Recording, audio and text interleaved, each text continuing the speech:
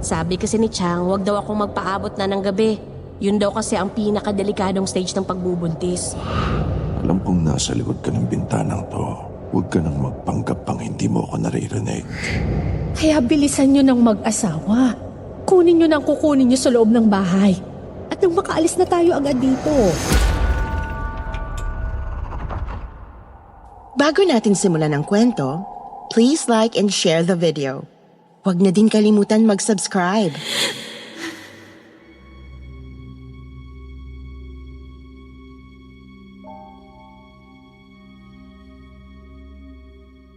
Paano kung isang araw, bigla na lang magkatotoo ang lahat ng babala sa'yo na binabaliwala mo lang noon dahil sabi mo, hindi naman ito kapanipaniwala. Tapos, wala ka palang ibang maaasahan kundi ang taong pinakakinaiinisan mo. Yan ang pinakamalaking leksyong natutunan ko sa buhay nang mangyari sa akin ang karanasang ito. Mahigit 1 dekada na rin ang nakalilipas. Magandang araw, kwentong takip silim, lalong-lalo na po sa inyo, Miss Anne. Ako nga pala si Donna, 41 years old, tubong Romblon. At ito ang aking kwento.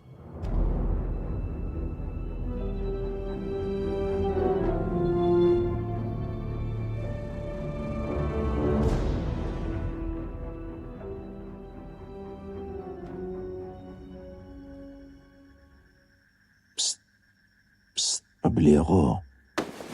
Ano pong sa inyo? Ha? Nasaan yung bumibili? Parang wala namang tao eh. May nagtitrip yata sa akin. Uy, pabili. Pabili ako. Sino ba yun? Buisit naman, kitang buntis yung tao. Ako pa napiling pagtripan.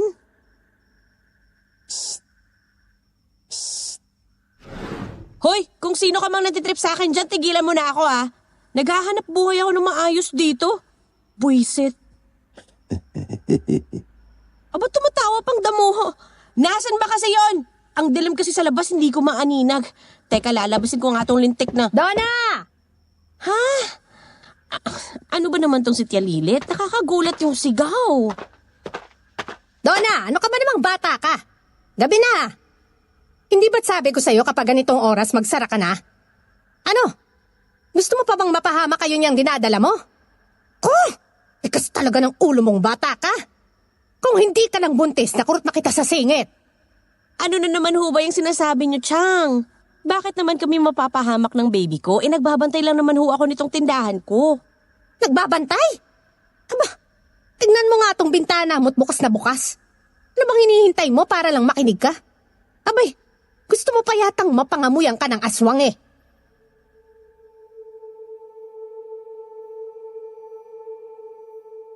Aswang.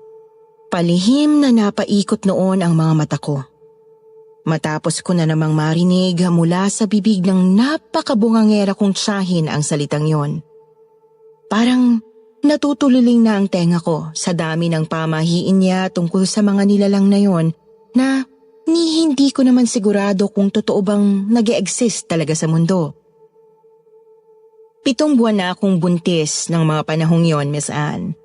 7 buwan ko na ring tinitiis na pakisamahan ang tiyahin kong si Chalileth, na sa halos araw-araw na lang yatang ginawa ng Diyos ay walang tigil sa kakasermon at kabibilin sa akin ng mga bagay na makatutulong daw para maiwasan naming makuha ang atensyon ng aswang. Puro na lang siya aswang, aswang, aswang.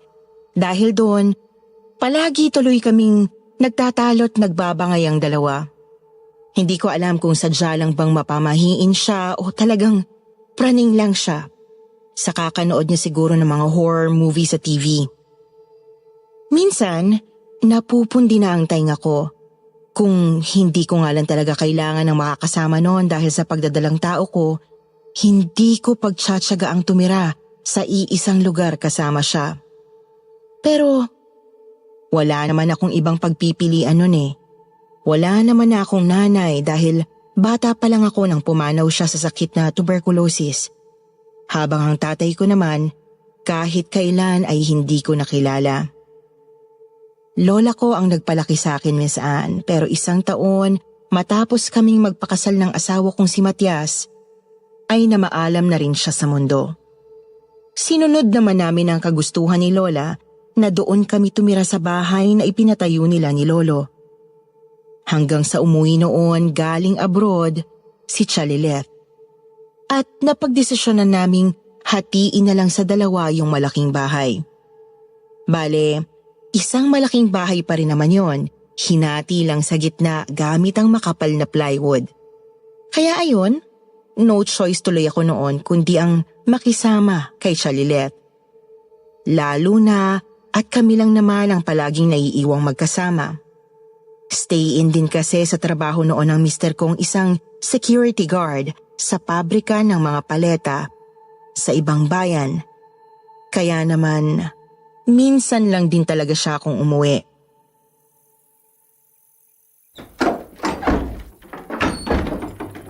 Donna, sandali! Ay, magsasara ka na agad. Ang aga-aga pa. Wala pa nga yatang 6:00 eh. Oh, Tina, ikaw pala. Bakit, bibili ka ba?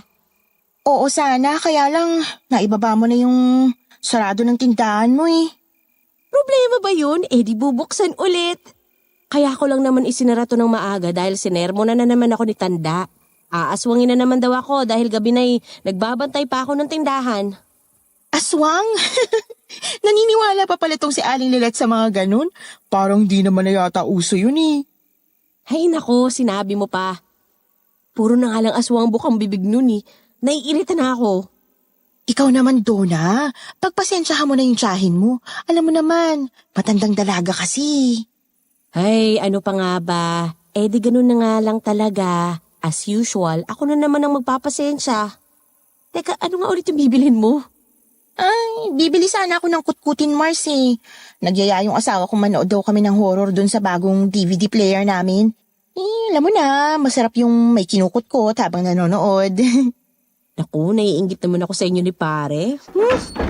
O siya, ilan bang bibilhin mo at nang maumpisahan nyo na yung movie night nyo?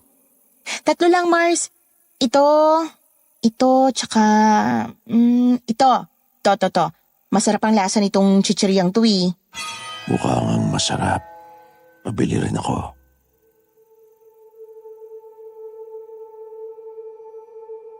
Sabay kaming napalingon ni Tina noon sa lalaking bigla na lang sumulpot sa likuran niya.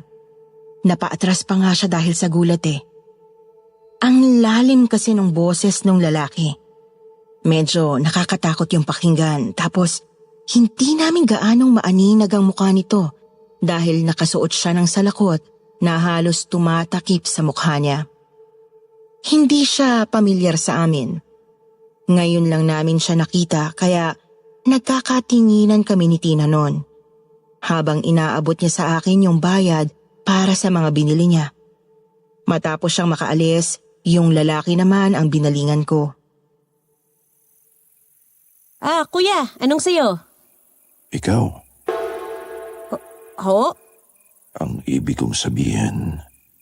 Ikaw, ano bang masarap dito sa mga tinda mo, sitsirya? Nagulat naman ako sa'yo, kuya. Ito na lang ho, kuya. Yung binili ng babae kanina. Masarap ho to. Cornic garlic flavor. Masarap na kutkutin o kaya pulutan pamalit sa mani. Ganun ba? Halata na yata masyadong manginginom ako Pero maiba nga pala ako. May kilala ka bang Aling Rowena? Ang alam ko kasi nung bata pa ako, dito rin siya sa bahay na to nakatira. Inaanak niya kasi ako. Baka kilala mo siya. Kapatid siya ni... Teka, sino nga ba yun? Tama. Kapatid ni Aling Lilith. Nanay ko si Rowena, tapos tsahin ko naman si Lilith. Tama ba pagkakarinig ko? Inaanak kayo ng nanay ko? Oo. Natatandaan ko na. Ikaw pala yun.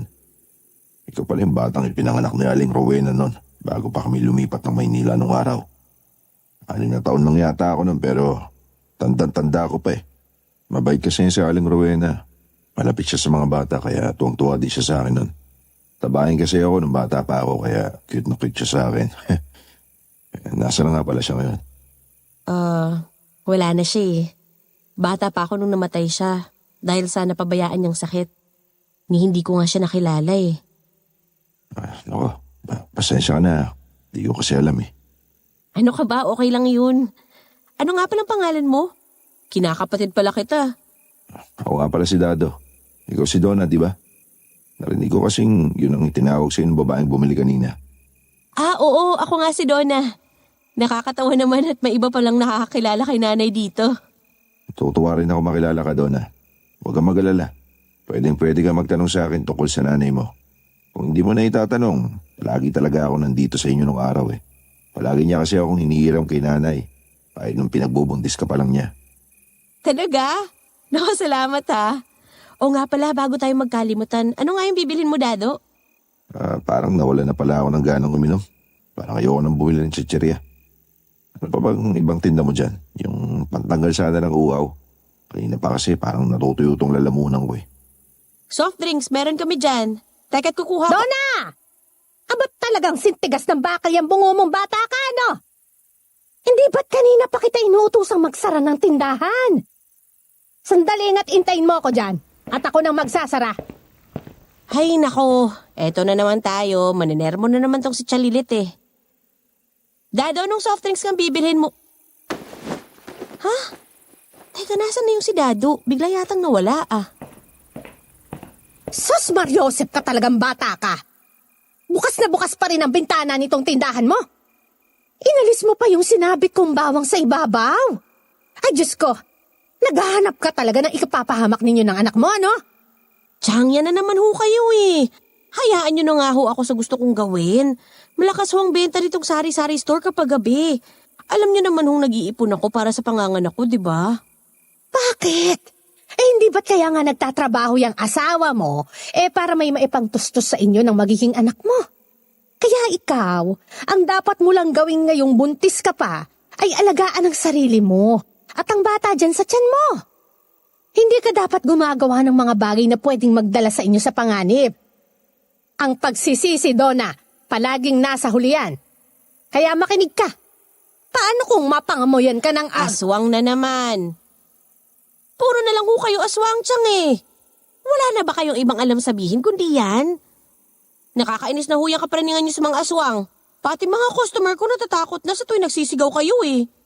Ano ho ba talagang meron at parang obsas na obsas kayong kontrahin yung mga aswang na yan? Pinoprotektahan ko lang kayo na magiging apo ko, Donna.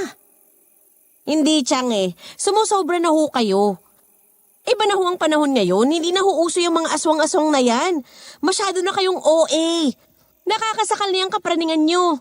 Minsan tuloy gusto ko nang lumaya sa lugar na to para hindi ko na kayo palaging kasama eh.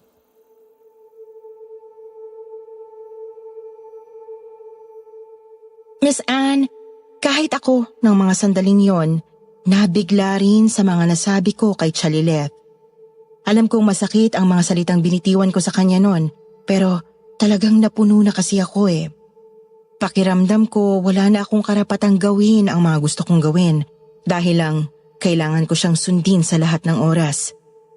Sinubukan ko naman siyang pagpasensyahan dahil na rin matanda na nga siya at may kapansanan pa.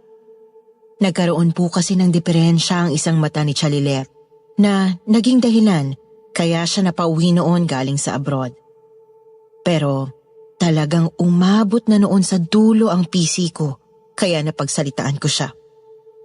Akala ko nga noon dahil sa mga sinabi ko titigilan niya na ang pagiging praning pero wala pa rin pala talaga yung magiging epekto sa kanya. Parang ang mas lalo pa siyang lumala pagkatapos noon. Ay, Donna! Teka, si Tina ba yun? Hala, si Tina nga. Oy, Tina, bakit dyan ka sa bakod namin dumadaan? Madilim na. Baka naman mapagkamalan ka magnanakaw dyan sa ginagawa mo, ha? Bibili kasi ako, Mars, kaso ayaw kaming padaanin ng tiyahin mo eh. Nandun sa may labas, nagpapausok ng insenso. Ha? Bakit na naman daw ba? Sabi kasi ni Aling Lilith, pangontra daw yun sa aswang. Kailangan daw bago pumatak ng alas 5 nakapag-insenso na siya. Ay, bakit, Donna? Inaaswang ka ba? Ano? Hindi, oh. Ano yung sinasabi ng tiyahin mo? Ewan ko ba dyan? Hayaan mo na nga lang siya. Hinahangin na yata ang utak niya si Chang. Ano yun? Ang alin? Hindi mo ba narinig? Kumalabog ng malakas yung bubong niyo ah. Naku, Donna, hindi kaya totoo nga sinasabi ng tiyahin mo? Ay, naku, nakakatakot naman. Sige, magsara ka na kaya habang maaga pa ha, Donna. Nagpapaniwala ka na naman, Tina. Hindi na uso mga aswang-aswang ngayon. Tatakutin ko lang sarili ko kapag naniwala ako sa kanya. Sa bagay. O siya, pabili na nga lang ako ng sardinas. At yun na lang muna. Para may maiulam kami. Tinatamad ako magluto ngayon eh.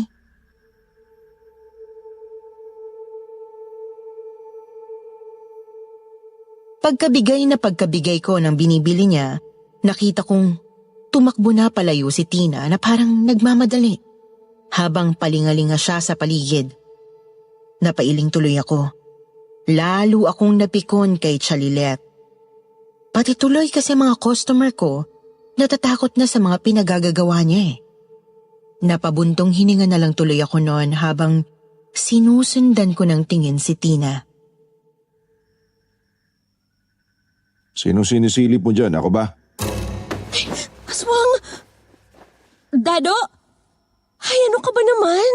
Lagi ka na lang nanggugulat. Sorry na. Nakakatuwa ka kasing lokohin eh. Sus! O ano naman bibilhin mo ngayon? Baka naman tumakbo ka ulit palayo ha? Pabili pala ako ng Yossi. Pasensya ka na kung tinakbo kita nung isang gabi. Natakot kasi ako dun sa tiyahin mo para kasing galit. Ay, pasensya ka na sa tiyan ko ha. Ganun talaga yun. Ang dami kasi nung pamahiin tungkol sa mga aswang, palibhasa ay buntis ako. Ha? Buntis ka pala? Hindi ko nakalata ha? Sayang, akala ko pa naman dalaga ka. Ano? Hindi mo ba nakikita tong tiyan ko? 7 buwan na nga ito eh. Oh, ito ng Yossi mo. Joke lang naman. Ikaw naman no. Pairam ng posporo.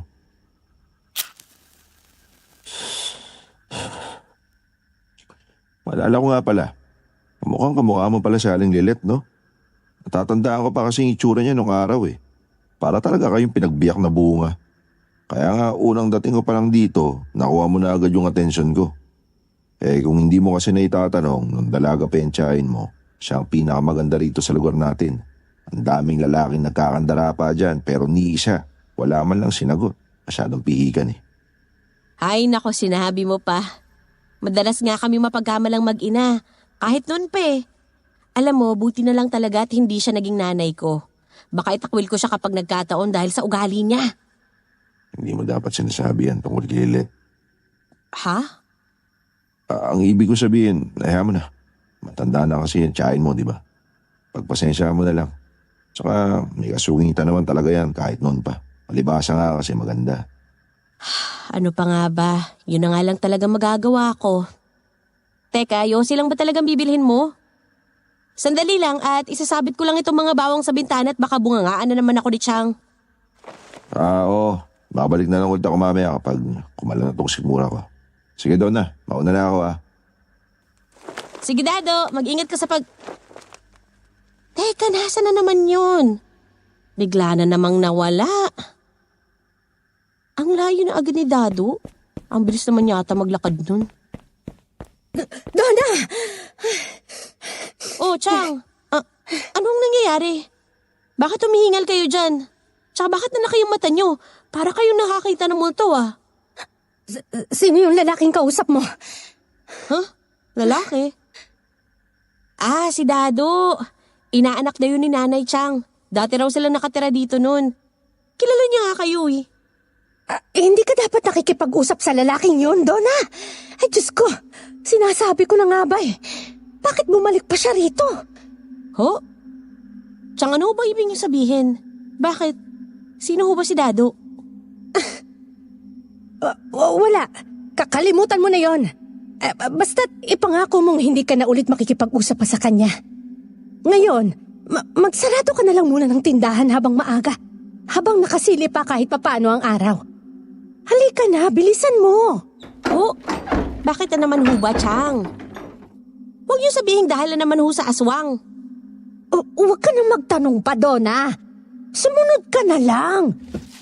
O ito, ipagsasabit mo itong mga sanga ng kalamansi dyan sa bintana. At ako nang bahalang magbaba ng takip sa labas. Chang, ano ba? Ayan na naman kayo eh. Donna, makinig ka sa akin. May nakita akong malaking figura ng tao sa bubungan nitong tindahan mo. Sa palagay ko, inaaswang na kayo ng anak. Sinasabi ko na nga ba eh. Diyos ko naman, Chang. Alam nyo, sa tingin ko, kailangan nyo nang patignan ulit sa doktor yung mata nyo. Hindi ba't hindi kayo gaanong nakakaaninag kapag umaga? Bakit kapag gabi eh, napakalinaw naman yata ng mata nyo kung ano-anong nakikita nyo eh. Donna naman, baka naman pwedeng makinig ka sa akin kahit ngayon lang. Huwag nang matigas ang ulo mo. Ay, ewan ko sa inyo. Kung gusto nyo magsara, bahala kayong magsara mag-isa nyo.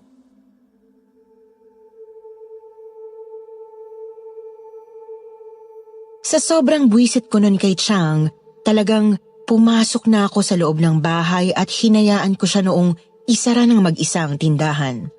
Sobra talaga akong nasistress nun sa kanya, kaya nang makaramdam ako ng biglang pagpintig ng tiyan ko, ay sa kanya ko rin yon isinisi. Ni hindi na ako nakaramdam pa ng awa sa kanya habang pinanonood ko siyang bigat na bigat sa pagbaba nung pinakatakip ng tindahan namin. Lalo pa nga ako nainis noon dahil nakita ko ring may daladala siyang halos isang palayok na asin na isinaboy niya noon sa bubong at paligid ng bahay namin. Ilang araw din kaming hindi nagpansinan ni Chang pagkatapos ng gabing yon. Nahahalata niya sigurong sobrang iritable ako sa kanya. Kaya hindi rin niya ako nilalapitan o sinisita man lang sa loob ng mga panahong yon. Siguro dahil hinayaan ko na lang din muna yung mga pangontra sa aswang na ipinagsasasabit siyang noon sa tindahan. Hindi ko inalis ang mga yon para nga hindi niya na ako bungangaan. Pero kung kailan naman hindi gaanong lumalapit si Chang sa tindahan, saka naman hindi ko makita si Dado. Ilang araw din siyang hindi bumili sa tindahan ko samantalang gusto ko pa naman siyang makausap tungkol kay nanay noon. Hanggang isang gabi. Ano ba yan? Lintik namang mga pusa to, oo, nakakagulat eh. Ay, 10:00 na pala, hindi ko na malaya ng oras. May bibili pa kaya? Parang wala nang tao sa labas eh, ang dilim na. Hay nako, makapagsarado na nga.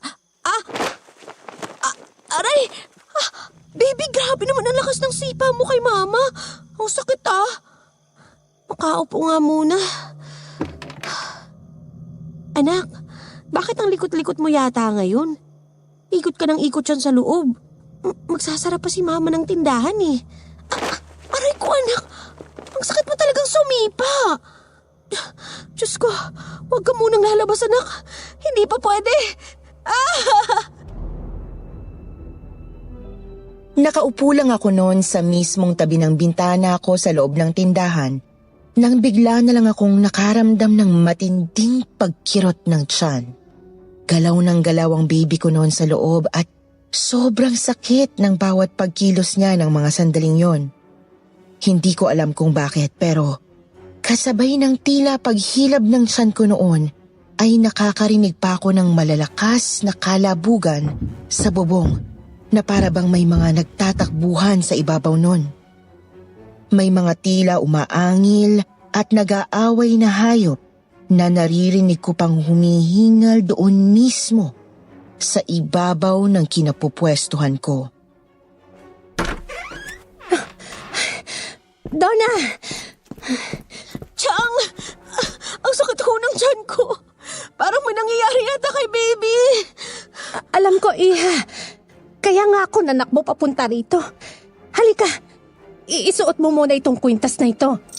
Pumasok ka na sa loob at ako na ang bahalang magsara ulit nitong tindahan.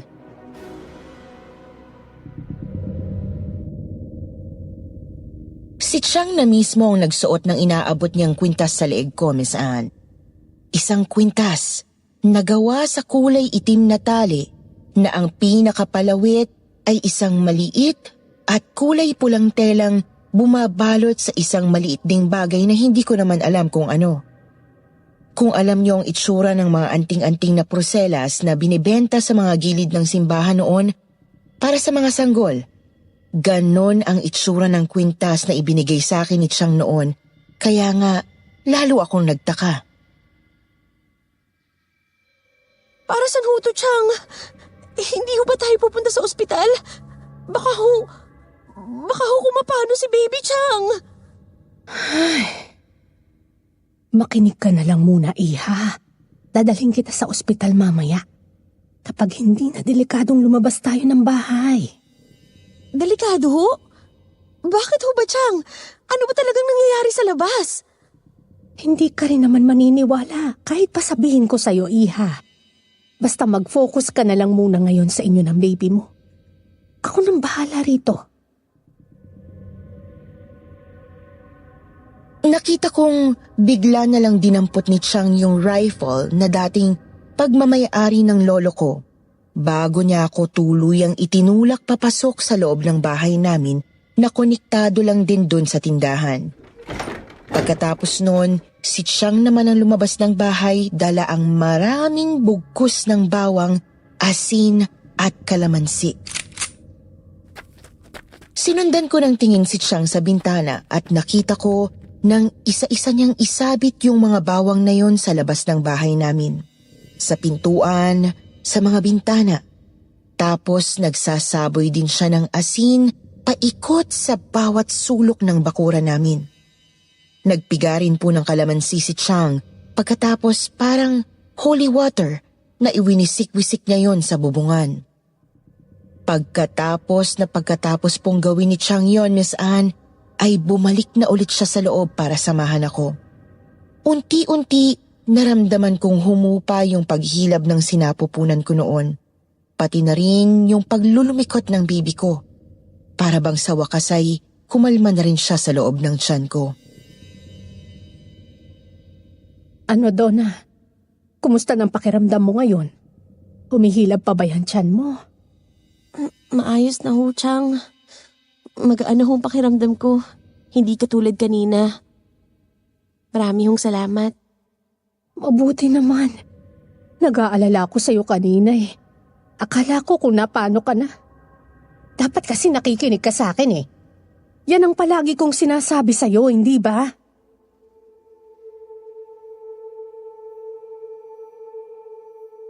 Para akong napapahiyang hindi mapatingin kay Chang ng mga oras na yon, Miss Anne. Ilang beses kong naitanong sa sarili ko noon kung papaanong biglang nawala yung bigat ng pakiramdam ko kanina pagkatapos maglagay ni Chang ng mga pangontra sa aswang. Kako noon, hindi kaya totoo nga ang mga sinasabi niya? Hindi kaya totoong may aswang nga sa paligid namin?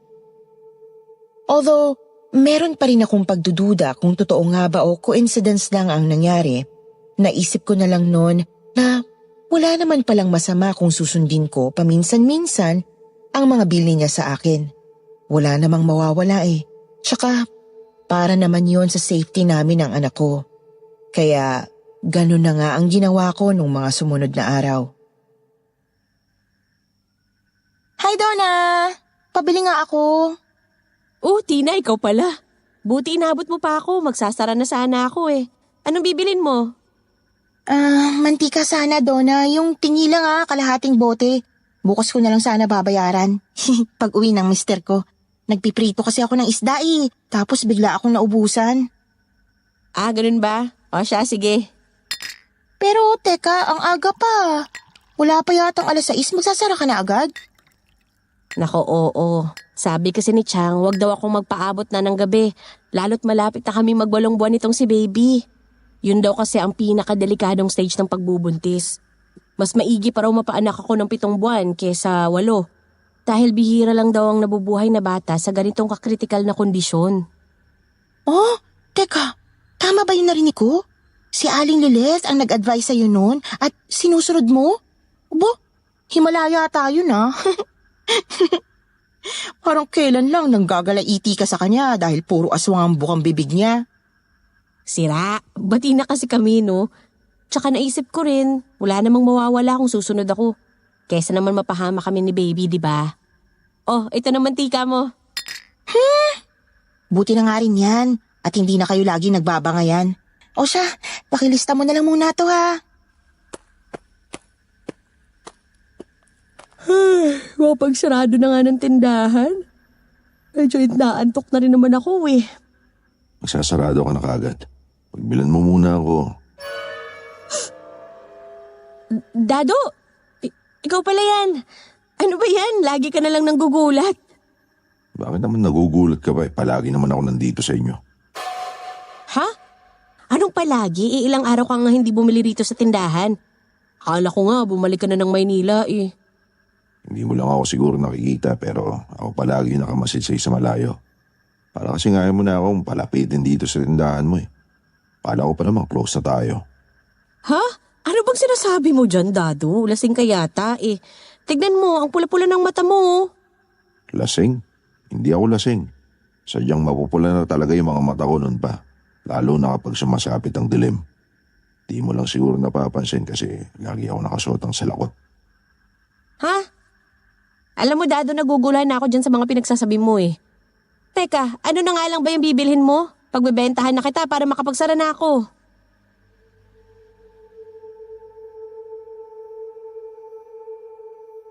Hindi ko alam kung bakit ng mga sandaling yon, Miss Anne, ay napakatindi na ng pagkabog ng dibdib ko.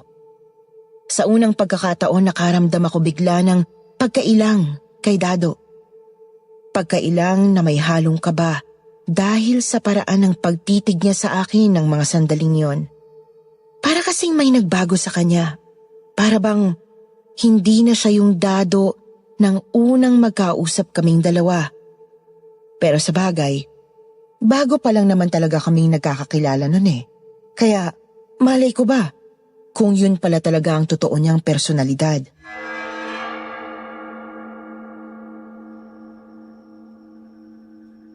Bawang, pagbilan mo nga ako ng bawang doon ha.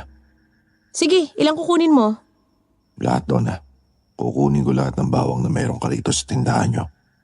Ibalot mo. Wala ka dapat ititira. Ha? Lahat? Oo. Lahat pati yung mga nakasabit na yung sa bintana, pakibalot mo na rin. Naku, Dado. Hindi ko naman ibinibenta yung mga yan eh. Pinalalagay kasi ni Chang yan dyan bilang pangontra daw sa aswang. Basta ibalot mo lahat. Babayaran ko naman yan eh. Ha? O siya. Sige.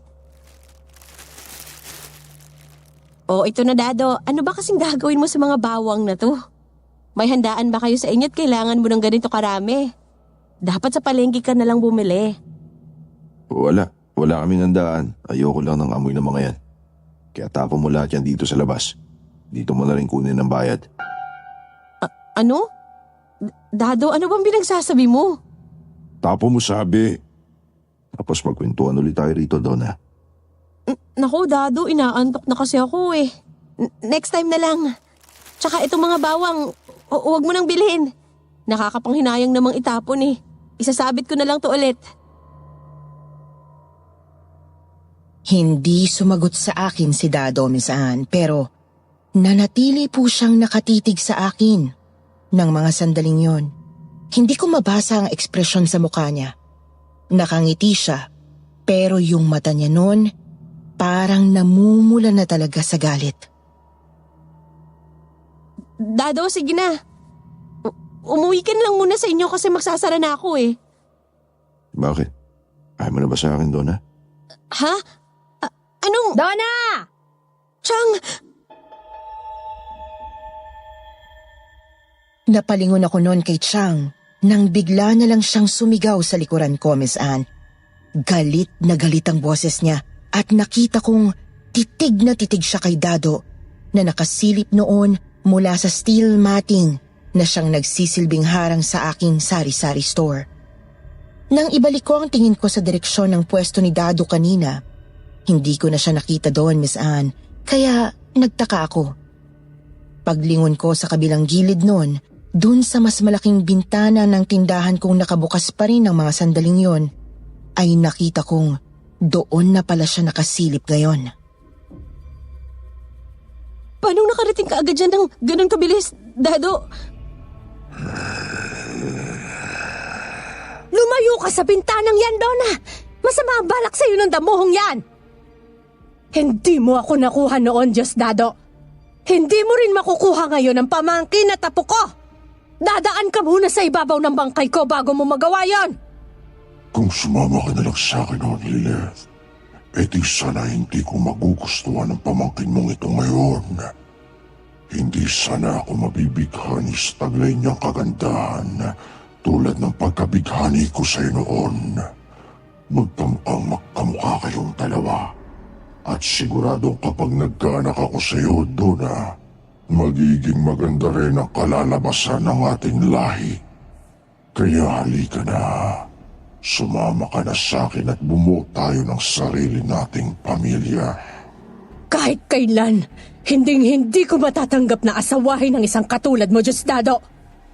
Kahit ang pamangkin ko, hindi ako papayag na mapunta lang sa'yo.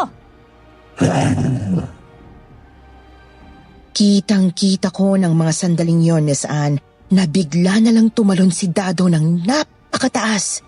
Tapos ay narinig ko na lang na bumagsak siya sa bubungan ng bahay namin. Sa sobrang lakas ng pagbagsak niya, halos na yupi na yung yerong pinagbagsakan niya. Buti na lang hindi yun nabutas.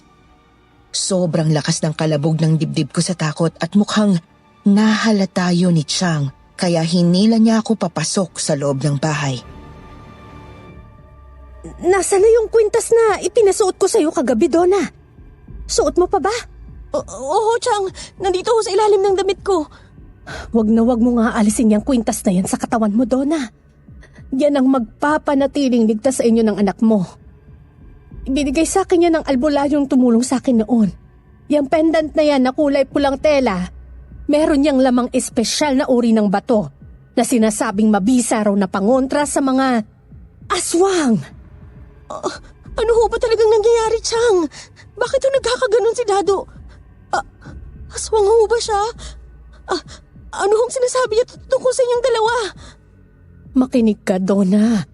Noon pa man ay hinahabol na ako ng Diosdadong yan. Dalaga pa ako nang makilala ko siya. Dahil naging kapareho ko siya noon nang mag-Reyna Elena ako sa Sagala.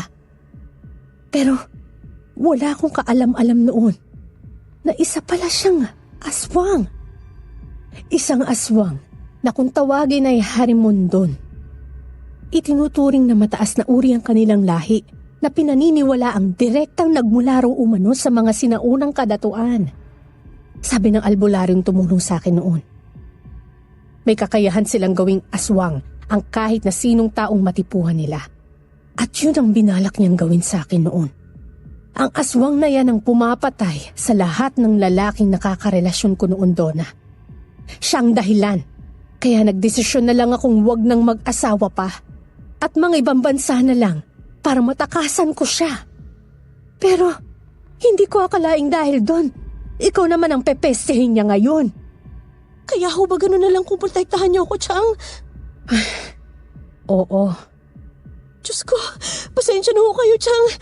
Hindi ko alam na... Saka na natin pag-usapan yan, Donna. Ang mahalaga ngayon, maging ligtas kayo ng magiging apo ko.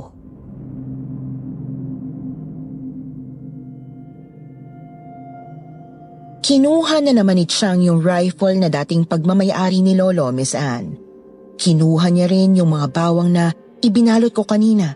Pagkatapos ay binalik niya sa pagkakasabit ang mga yon. Sunod ay nagsaboy siya ng asin sa paligid. Pagkatapos ay nagsimula siyang magsambit ng mga hindi maintindihang orasyon. Lalong nagwala si Dado sa bubungan. Dinig na dinig ko ang ilang beses niyang paghampas sa yero na talagang gumagawa ng napakatinding ingay noon sa loob ng bahay namin. Dahil nga doon, ilang beses na nagawang magpaputok ni Chang ng baril sa malayo. Para pakalatin ang amoy ng pulbura na kilalang ayaw na ayaw din ng aswang. Pero talagang matibay ang aswang na si Dado, Miss Anne. Hindi siya natinag. Bagkusay, ilang beses pa niya kaming tinakot. Gamit ang nakapangingilabot niyang pag-angil. Hindi na namin alam ni Chang kung ano ang gagawin ng mga sandaling yon dahil talagang hindi natitinag si Dado. Hanggang sa maya-maya, bigla na lang may mga napadaang isang grupo ng kalalakihan para bumili sa tindahan ko. Teka, tingnan niyo yung mga pre. May tao dun sa bubong nila Aling Lilit. Aswang yan! Tulungan niyo kami! Inaaswang ang pamangkin ko! Ano? Mga pre, inaaswang daw si Donna. Aswang daw yung nasa bubungan nila. Kumuha kayo ng malalaking mata, bilis! Batuin natin! Sobrang nakahinga na po kami ng maluwag ni Chang, Miss Anne. Nang maya-maya ay narinig na naming tumalon si Dado pababa mula sa bubungan namin. Tapos narinig din namin yung mga papalayo, ngunit mabibigat niyang yabag na talagang nagpatayong lalo noon sa mga balahibo ko. Wala man lang akong kaalam-alam na yung lalaking ilang beses kong nakausap at nakakwentuhan, hindi na pala normal na tao, kundi isa na palang aswang na nagnanasang gawin akong isang katulad niya dahil lang sa kamukhang kamukha ako ng tiyahin ko.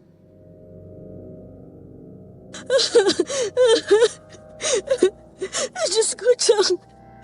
Sana ho noon pa ako nakinig sa inyo. Kasalanan ko to. Muntik na kaming mapahamak ng baby ko dahil sa katigasan ng ulo ko.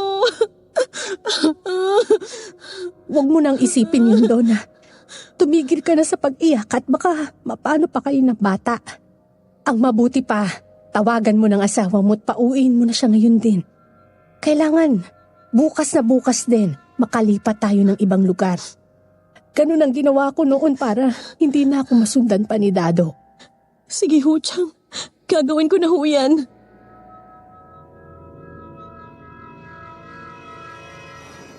Tinawagan ko si Matias ng gabi ring yon. Pahapyaw lang na sinabi ko sa kanya kung anong nangyari sa amin ngayong gabi. Ramdam ko ang himig ng pag-aalala sa boses niya habang kausap ako, Miss Anne. Mabuti na lang at eksaktong nandoon daw yung karelyebo niya sa trabaho. Kaya agad siyang nakapag-alsa balutan para habang maaga pa ay makabiyahe na siya pa uwi.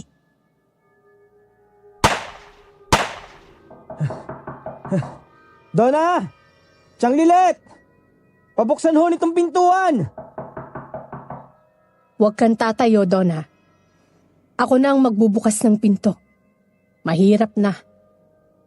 Ang mga harimundon pa man din, may kakayahan silang gayahin ang boses ng mahal natin sa buhay para lang lokohin ang mga gusto niyang biktimahin. Matias! Buti dumating ka kaagad. Nagmamadali ho akong bumiyahe, Chang. Kinabahan ho ako sa sinabi sa akin ni Donna eh. Kamusta na ho sila ng anak namin? Ayos lang ho ba sila? Mabuti naman ang asawa at magiging anak mo. Nasa sala sila. Pero teka, bakit hingal na hingal ka yata? Malayo pa lang ho ako, Chang. Sinahabol na ho ako ng malalaking baboy ramo dun sa kalsada. Ang lalaki ho, kaya nagtatakbo ako. Buti nga ho't nadala ko yung baril ko sa trabaho. Pinaputukan ko ho yung baboy ramo, kaya hindi ako inabot.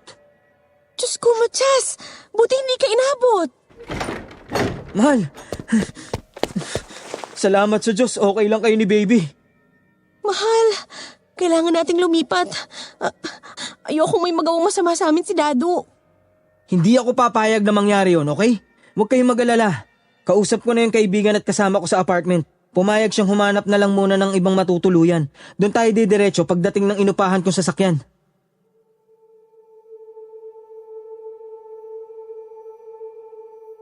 Ako lang ang nakatulog ng gabing yon, Miss Anne, dahil pinilit ako ni na Matias at Shalilet. Habang sila, buong magdamag na nagbantay sa akin sa takot na baka biglang bumalik si Dado. Kinabukasan, mga 6:00 pa lang ng umaga ay dumating na yung sasakyang gagamitin naming paghakot sa mga kasangkapan namin sa bahay. Biglaan ang naging desisyon kaya marami pa kaming naiwang gamit. Pero ayos lang yun. Ang mahalaga, malayo na kami ngayon sa banta ng aswang na si Dado. Tanghaling tapat nang dumating kami sa apartment. Mabilis naman kaming natapos sa pag-aayos dahil kakaunti nga lang ang gamit na nadala namin noon.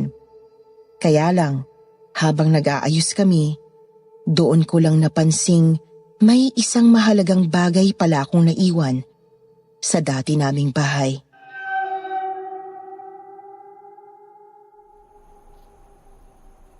Diyos ko, mukhang iwan ko pa yata yung singsing na ipinamana sa akin ni nanay. Anong singsing? Yung heirloom ng angkan nyo? Oo, mahal yun nga. Gusto mo bang balikan ko ngayon din? Maaga pa naman eh. Hindi. Ipagpabukas nyo na lang yan. Mahirap na. Malapit nang pumatak ang alas 5. Kaya sigurado kung nagbabantay na si Dado sa paligid ng bahay natin doon. Hindi ba nga, Donna? Ganitong oras ka rin niya dalawin nung hindi mo pa nalalamang aswang siya. Oo nga, mahal, nakakatakot. Bukas na lang natin balikan yun. Sasama ako sa'yo para ma-check ko kung may naiwan pa ako. Sige. O siya, matulog na lang muna tayo. Tapos naman na ako maglagay ng mga pangontra sa loob at labas nitong apartment. Sige, magpahinga na tayo. Maaga nga naming binalikan yung dati naming bahay kinabukasan, Miss Anne. Para maaga rin kaming makabalik at hindi na kami abutin pa ng katanghaliang tapat. Sumama rin sa amin si Chang para hindi na rin po siya maiwang mag-isa doon sa apartment. Pero pagdating po namin doon, hindi namin inaasahan yung nakapanlulumong sitwasyong aabutan namin.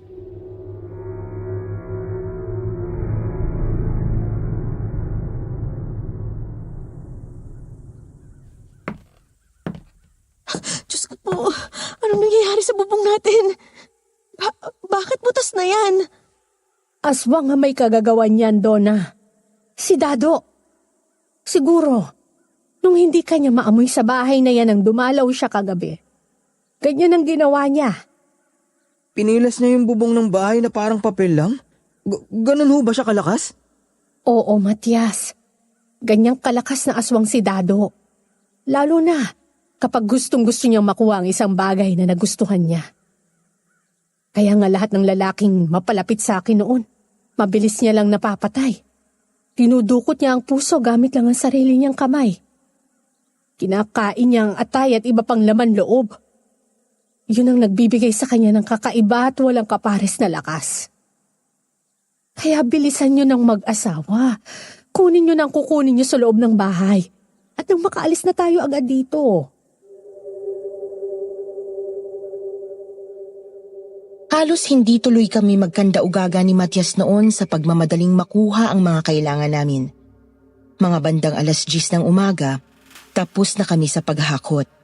Dahil minabuti naming dagdagan ang mga gamit na dinala namin noon sa apartment.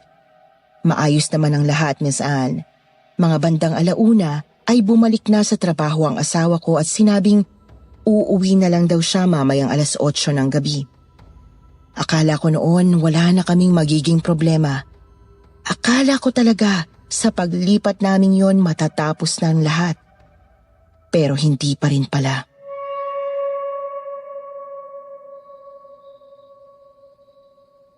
Donna, ayos ka lang ba rito? Sa kusina lang ako, ha? Magluluto lang ako saglit ng uulamin natin. Sige ho, Chang. Tatapusin ko na lang din ho muna itong tupiin ko. Ito na lang naman ho ang natitira eh. Sige, tawagin mo na lang ako kapag may kailangan ka.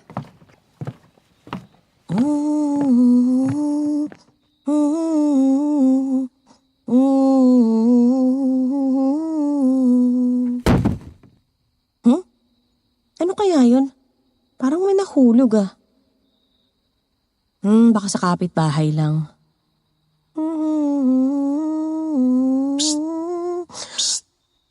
Pabili ako. Diyos ko po. Si Dado yun ah. Nandito si Dado. Donna, alam kong nasa likod ka ng bintanang to. Huwag ka nang magpanggap pang hindi mo ako naririnig. Bakit ba pinapahirapan mo pang sarili mo? Makukuha rin naman kita. Hindi na ako papayag na makawala ka. Tulad ng nangyari noon sa tiyahin mo. Nagtayuan ng halos lahat ng balahibo ko sa katawan matapos sabihin yun ni Dado sa likod mismo ng saradong bintana ng apartment kung saan ako nakapwesto ng mga sandaling yon. Bigla akong napatayo at napatakbo palayo doon, Miss Anne. Alam ko namang hindi magagawang lumapit ni Dado sa dami ng pangontrang inilagay ni Chang paikot sa apartment namin. Pero hindi ko maiwasang matakot pa rin, lalo na nang magsimula akong makaramdam ng pananakit ng tiyan ko. Chang! Chang, tulong! Ay, Diyos ko! Si Dado, nasundan niya tayo, Chang. Donna, tawagan mo na agad ang asawa mo, bilis! Sabihin mo maghanap siya ng makakasama niya sa pag-uwi. Takot lumaban sa grupo-grupong taong aswang na yan. Dahil sa ganun naubos ang kanilang lahi. Malalakas kasi sila. Pero noon, kinukuyog talaga sila ng mga tao para lang patayin. Kaya hindi lalapit ang mga harimon doon kapag marami kang kasama. Isa pa, hindi rin yan makakapasok dito sa dami ng pangontrang inilagay ko. Oh, Chang. Nasaan ba yung cellphone ko? Dito ko lang yan Hoy! Sino ka? Ano yung sinisilip-silip mo dyan sa... Diyos ko po! Bakit ganyan na itsura mo? Bakit ang haba ng pangil? Aswang ka! Ikaw yung aswang na gustong kumuha sa magina ko! Miss Anne, bigla na lang umatungal ang aswang na si Dado sa labas pagkakita sa asawa ko. At tungal na animoy, mabangis na leon na nagbabanta sa kanyang magsisilbing pagkain. Diyos ko po, Chang! Si Matias nasa labas na siya! Bakit ang agang umuwi ng asawa mo? Wala pa namang 8:00. Hindi ko alam, Chang. Ano pong gagawin natin? Baka pusaktan niya si... Taon mo ko!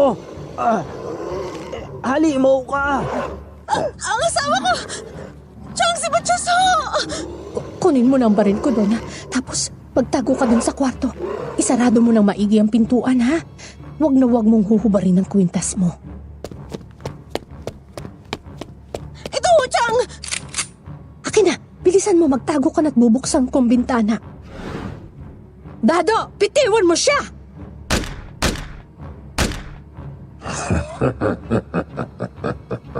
Ay, Diyos ko po! Tumatalbog lang sa balat niya yung bala. Matapos kong marinig yung sinabi ni Chang, hindi rin ako nakatiis noon at lumabas agad ako mula sa pinagtataguan ko. Sumilip ako sa maliit na siwang ng bintana namin at nakita kong sakal-sakal ni Dado ang asawa kong si Matias. Nakaangat na siya noon sa ere, halatang nahihirapan na siyang huminga. Iba na rin ang itsura ni Dado, nakakatakot. Malaki ang bulto ng pangangatawan niya pero naging itim ang halos buong balat niya na akala mo'y katulad ng isang baboy ramo. Mahahaba ang mga kuko niya na halos bumaon na sa liig ng asawa ko.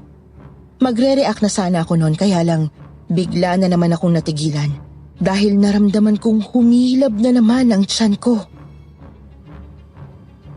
Tignan mo, Lilith. Tignan mo kung anong gagawin ko sa lalaking to tulad ng ginawa ko noon sa mga lalaking nagtangkang agawin ka sa akin. Matapos sabihin yon ay umukit si Dado ng isang malaking hiwa sa leeg ni Matias gamit ang isa sa matutulis niyang kuko. Kitang-kita ko po noon kung paano biglang tumulo ang dugo mula sa nahiwang balat ng asawa ko, kaya lalo pang nakadagdag yon sa sakit na nararamdaman ko ng mga sandaling yon. Bigla ako na lang pong nasa puno ng tiyan ko dahil pakiramdam ko talaga noon malalaglag na yung bata sa sinapupunan ko. Patindi ng patindi ang nararamdaman kong kirot hanggang sa... Dugo! Dinudugo ako! Chang! Ang anak ko! Donna, Diyos ko po! Ang bata! Bigla na lang pong hinagis ni Dado si Matias noon sa lupa, kaya napahiyaw na lang sa sakit ang asawa ko. Lalong nagwala si Dado sa labas dahil hindi siya makalapit man lang sa bahay namin. At ayon kay Chang, ay nakita niyang bumakas ang labis na pag-aalala sa mukha nito nang marinig na delikado ang lagay namin ng anak ko. Donna, makinig ka. Mukhang iniisip ni Dado na dapat ay sa kanya na rin ang batang nasa sinapupunan mo. Likas na talaga sa ugali ng mga katulad niya ang mang-angkin ng mga bagay na hindi naman talaga nila pagmamayari. Kaya gagamitin natin yon laban mismo sa sarili niya. Ano pong ibig yung sabihin, Chang? Huwag ka nang magtanong. Ako nang bahala. Diyos ko, Donna. Dapat ay madala ka namin agad sa ospital bago pa may mangyaring masama sa inyo na magiging anak mo. Pero hindi ko magagawa yun kapag nandyan yung aswang na yan. Kasalanan mo ito, Dado! Hindi ba't kaya gusto mong kunin si Donna? Ay para makabuo ka na rin sa wakas ng sariling pamilya? Bakit ikaw pa mismo magiging dahilan para mamatay ngayon na magiging anak ninyong dalawa? Ikaw! Ikaw ang papatay sa anak mo, Dado! Tingnan mo! Tingnan mo ang ginagawa mo sa kanila!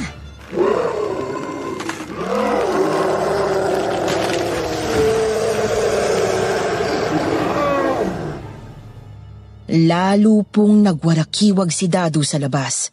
Para siya noong biglang nataranta at halos hindi alam ang gagawin.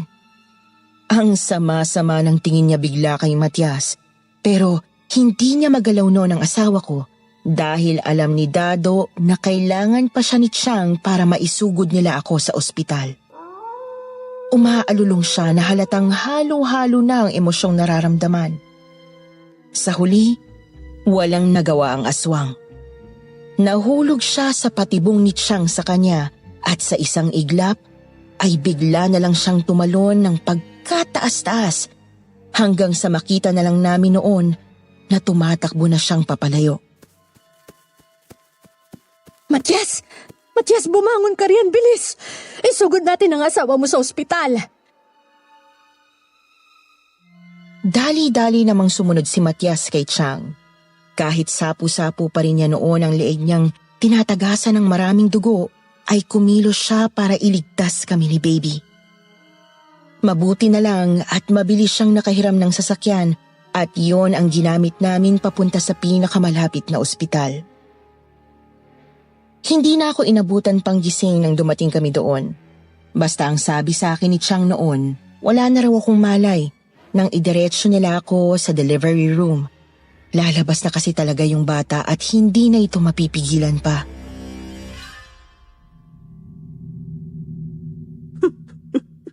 Diyos ko po. Diyos ko. Tulungan niyo po ang mag-ina ko.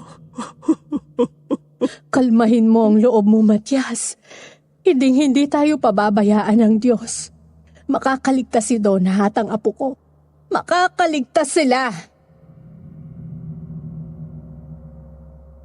Yun po ang huling pag-uusap na natatandaan kong narinig ko bago ako tuluyang nawala ng malay, Miss Anne. Hanggang sa nagising ako na ang tumambad sa akin ay ang mukha ng asawa kong may nakabalot na benda sa leeg. Pati na rin si Chang na natutulog noon sa sofa. Mahal. Chang. Gising na ho si Donna. Ano? Diyos ko po! Maraming salamat! Mahal, Chang, nasa na ho ang anak ko? Kamusta ho siya? Ayos lang ho ba siya? Hindi ho ba siya napahamak? Oh, huwag kang mag-isip ng kung ano-ano, Donna. Maayos lang lagay ng anak mo. Nasa incubator lang siya ngayon kaya hindi pa natin siya pwedeng makita. Ho? Chang, wala ho ba siyang kasama? Paano kung bigla siyang malapitan eh? Hindi magagawang lumapit ni Dado rito, Donna. Gaya ng sabi ko sa'yo, hindi siya magpapakita sa maraming tao. Dahil takot siyang kuyugin siya. Sa totoo lang, nakita ko siya kanina sa labas. Nag-aabang. Pero wala siyang magawa kundi titigan lang ako ng masama mula sa malayo. Ligtas na tayo ngayon, Chang. Pero paano kapag umuwi na tayo? Siguradong guguluhin na naman tayo ni Dado. Baka kukunin niya ang anak ko. Hindi. Hindi ako papayag, Donna. May plano na ako. Pagkalabas namin sa ospital, Miss Anne, Namataan agad namin si Dado na para bang nag-aabang sa di kalayuan. Hindi pa rin naman siya makalapit sa amin noon dahil umaga kaming lumabas ng ospital at marami pang tao sa paligid. Pinuno ni Natsyang at Matias ng pangontra ang buong sasakyan namin para hindi kami magawang lapitan ni Dado habang nasa biyahe kami. Bawat bintana may nakasuksok na matitinik na mga sanga ng kalamansi. Marami ring asin na nakapalibot sa bubong at sahig nito. Tapos meron ding mga nakasabit na bawang. Talagang tinitiis lang namin ang amoy noon hanggang sa makarating kami sa pupuntahan namin.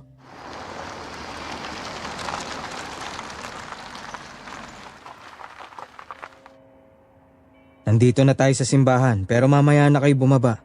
Hintayin muna nating lumabas yung mga kabarkada kung may kanya-kanyang dalang panlaban.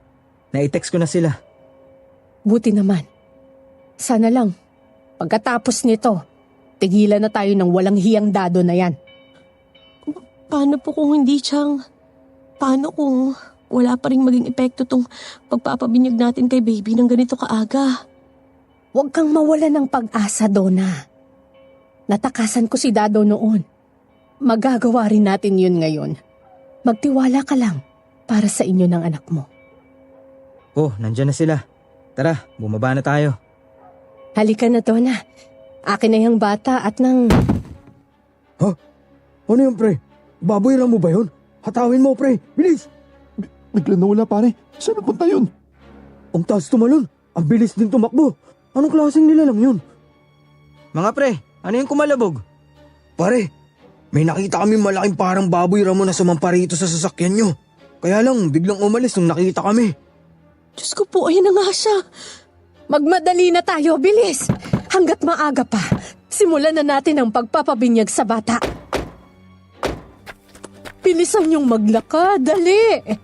Matias, magmasid kayo ng mga kaibigan mo habang umaakit ng simbahan itong mag-ina. Huwag ninyong hahayaang may makalapit sa kanila. Chang, kayo ho. Hindi ho ba kayo sasama sa loob? Susunod din ako sa inyo, Donna. Maglalagay lang ako nitong pangontra dito sa labas para hindi siya makalapit. Sige na, bilisan nyo na't pumasok na kayo sa loob. Pero Chang, baka mapaano po kayo? Hindi ako mapapano. Hindi ako kayang saktan ng aswang na yan. Dahil ako naman ang orihinal na babaeng gusto niyang asawahin. Kaya ka nga niya nagustuhan, hindi ba? Kaya sige na, bilisan nyo na't pumasok na kayo sa loob. Chang, ayoko ho. Halina ho kayo, sumabay na ho kayo sa amin. Talagang matigas ang bungo mong bata ka, ano? Sinabi nang pumasok ka sa loob. Bilisan mo nga riyan. Kundi tatamaan ka sa akin. Wala na akong nagawa nun kundi ang sundin na lang si Chang, Miss Anne. Kung noon pa siguro niya ako sinabihan ng mga ganong salita, malamang inis na ako sa kanya. Pero ng mga sandaling yon, alam ko na. Naiintindihan ko nang sinabi niya lang yon para sumunod ako. Para protektahan kami ng anak ko. Hindi ko napigilang mapaluha habang naglalakad ako papunta sa altar kung saan naghihintay sa amin yung paring nakausap ni Matias bago pa kami lumabas ng ospital. Panay ang lingon ko sa likuran ko, lalo na't nakikita ko si Chang noon na nagsasaboy ng asin sa palibot ng simbahan. Sobrang lakas ng kalabog ng dibdib ko dahil natatakot akong pakabigla na lang siyang lapitan ng aswang. Hanggang sa maya-maya, nakita ko na nga si Dado. Di kalayuan sa pwesto ni Chang. Nakatitig siya ng masama sa tiyahin ko at pinipilit niyang lumapit dito. Kahit na halos umuusok na ang katawan niya. Halatang napapaso siya dahil sa ginagawa niyang paglapit sa banal na lugar na yon. Diyos ko, matya si Chang. Hawakan mo si baby, pupuntahan ko si... Bigla na lang akong tinapik ng matandang pari sa balikat niya saan na hindi ko na malayang nakalapit na pala sa amin ni baby. Dire-diretso siyang naglakad hanggang palabas ng simbahan noon. Dala ang botelya ng holy water niya at dire-diretso niya yung iwinisik kay Dado. Parang kahit si Father, aware na rin sa nangyayari sa amin noon. Kaya hindi na rin siya nabigla pa nang magpakita sa amin ang aswang na si Dado sa kalagitnaan ng umaga. Hindi ka bagay sa banal na lugar na to. Hindi ka na dapat nagpupunta rito. Sa ngalan ng Ama, ng Anak, at ng Espiritu Santo, pinapalayas kita sa tahanang to ng Diyos upang matiwasay naming mabinyagan ang bagong silang na sanggol na anak ni Donna at Matias na parehong anak din ng Diyos.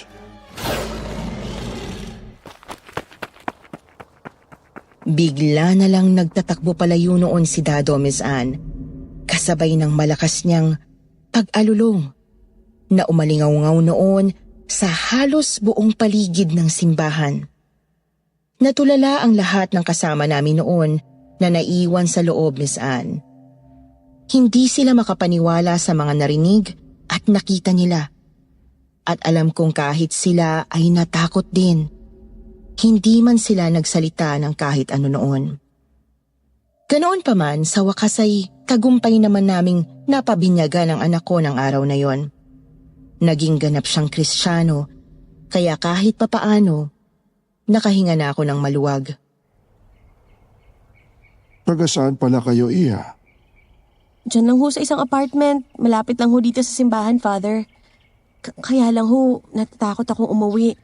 Kasi baka pagpunta namin dun, inaabangan na naman pala kami ng taong yun. Yung aswang bang tinutukoy mo, Iha? Huwag kang mag-alala. Alam ko ang tungkol sa kanila. Dahil hindi lang naman ito ang unang beses na nakaengkwentro ko ang katulad niya.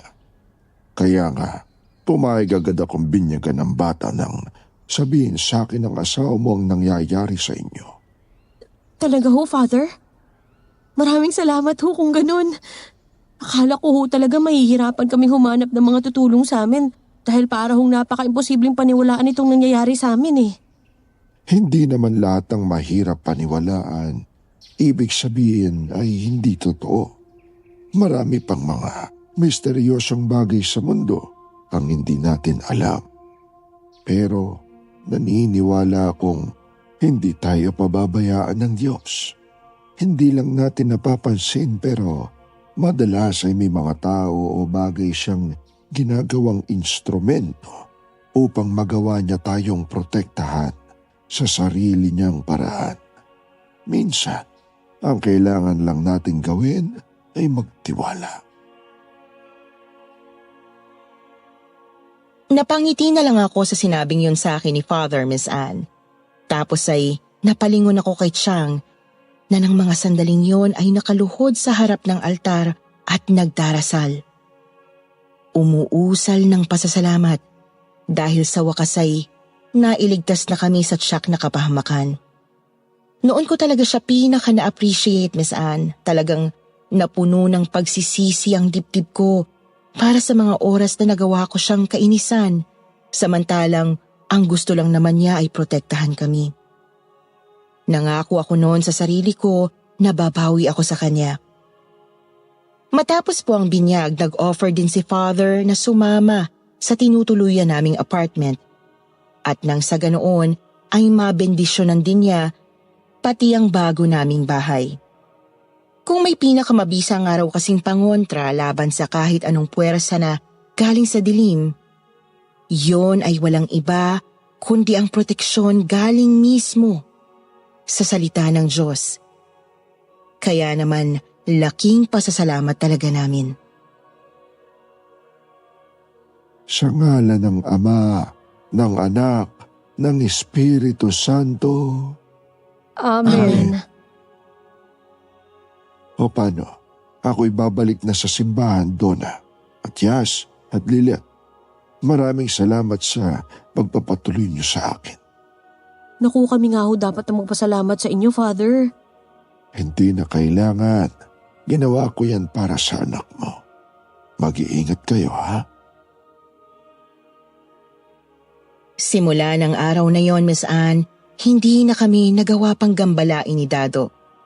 Naging effective yung paraang naisip ni Chang na pabinyagan agad ang anak ko. Kahit kasi minsan ay namamataan pa rin namin si Dado sa paligid. Hindi pa rin naman niya kami magawang lapitan. Palagi lang siyang nagmamasid. Punong-puno ng galit ang mukha. Pero hanggang doon na lang yon. Para bang nagkaroon kami bigla ng isang invisible shield na pumuprotekta sa buong pamilya namin. Kaya hindi nagtagal, nagdesisyon kaming bumalik na ulit doon sa dati naming bahay. Ipinagawa ko ulit yung sari-sari store ko doon, Miss Anne. Tapos ay naisipan na rin naming isabay ang pagpaparenovate ng bahay na sinagot pa ni Chang noon mula sa naipon niyang pera nung siya ay nasa abroad pa. Ipinatanggal niya yung barrier na humahati sa gitna ng bahay namin para maging isang buo na ulit yon. Nagdesisyon kasi kaming magsama na lang sa iisang bahay, totalay isang pamilya naman kami. Naging maayos ulit ang buhay namin pagkatapos ng lahat. Mga ilang linggo pa ang lumipas at tuluyan ng hindi nagpakita sa amin ang harimundo na si Dado, Miss Anne. Laking pasasalamat ko sa Diyos nang sa wakas ay makawala na kami sa pagnanasa niya. Pero hindi ko akalaing isang panibagong kaba ang muling uusbong sa dibdib ko isang araw matapos kaming magkita ni Tina. Uy, Mars! Nakauwi na pala kayo ulit dito, no?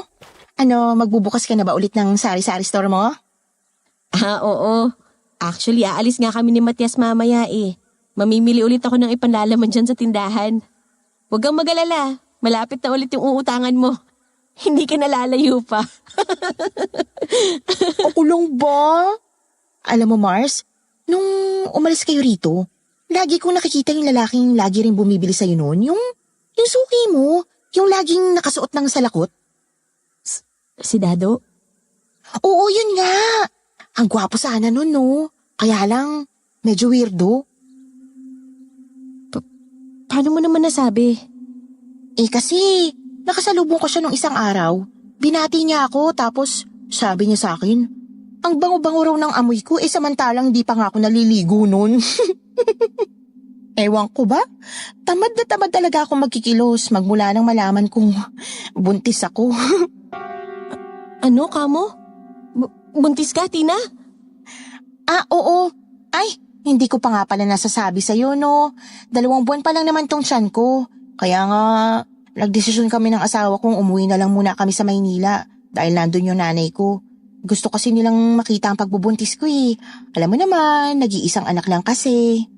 Ay, salamat naman at lalayo ka na sa lugar na to. Ha? Ano ka mo, Donna? May sinasabi ka ba? Wala. Ang sabi ko, mag-iingat ka doon ha. Text-text na lang muna tayo. O sige. Ay, nakakatuwa namang humalakak ang batang yan. Teka, ilang buwan na nga ulit tong anak mo, Donna? 3 months, Tina. Kaka 3 months niya lang kahapon. Ay, talaga? Grabe, no? Kuhang-kuha ng anak mo lahat ng features mo. Lalo na yung mga mata. Kamukhang-kamukha mo siya. Kaya kamukhang-kamukha rin siya ni Aling Lilit eh. Siguro paglaki niya, para kayong triplets. Ano? Kamukha ko ang anak ko? Oo. Teka, bakit parang bigla ka yatang namutla dyan? Kaya mo ba maging kamukha tong anak mo? Ang cute-cute kaya niya. Diyos ko, wag naman po sana. Ha? Alin ang wag? Ay, ang gulo mong kausap, Donna, ha? So, ayaw mo ngang maging kamukha tong anak mo?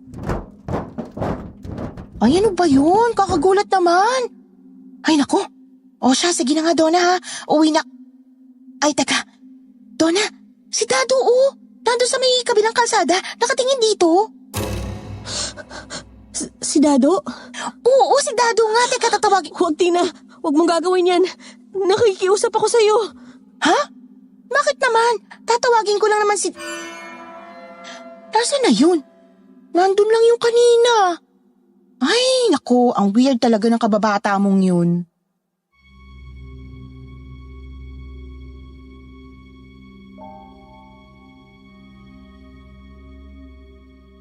Halos hindi na naman ako mapakali pagkatapos ng naging pag-uusap naming yon ni Tina, Miss Anne.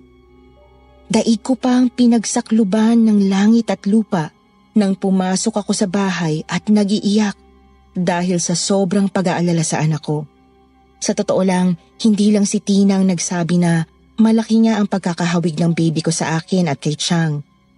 Kaya nga, kinakabahan ako noon na baka sa paglaki niya, siya naman ang gambalain ng aswang. Hindi naman na po nagpakita o nagparamdam pa si Dado pagkatapos noon. Yun na ang huli naming naging engkwentro. Pagkaalis ni Tina noon sa lugar namin, ay siyang pagkawala rin ng tuluyan ni Dado.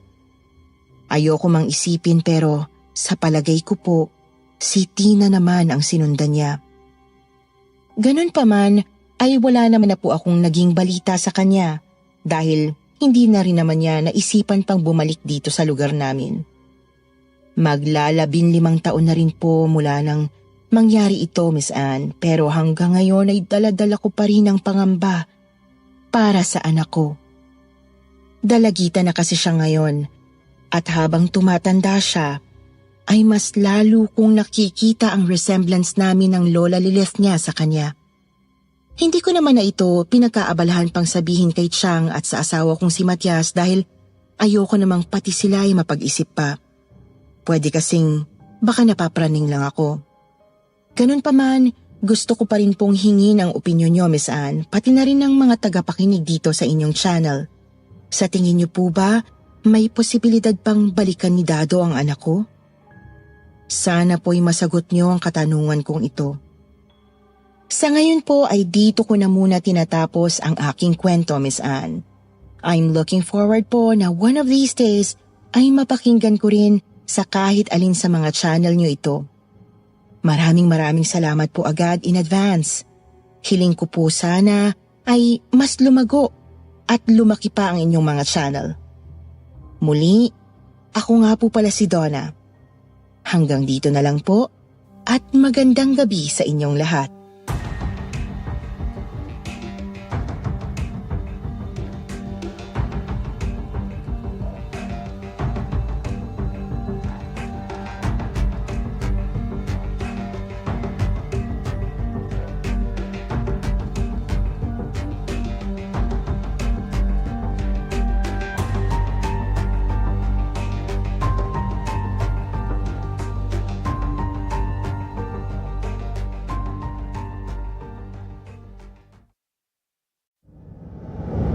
Sabi kasi ni Chang, wag daw akong magpaabot